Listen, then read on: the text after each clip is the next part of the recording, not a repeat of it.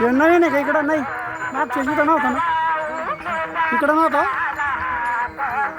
बबले नानाला नाशी दररोज दिंड्या काढ, आमचं काम वाचन आहे. जेवायचा काय ताण नाही, दररोज फुकट जेवायला भेटेल.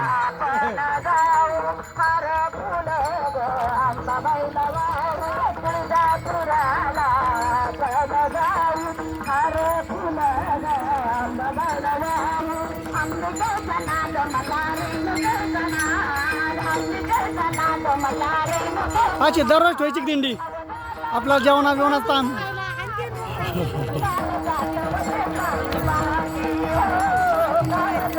असं भारतभर फिरू आपण, जेवणाचा ताण नाही, काही नाही, पुढे जेवायचं.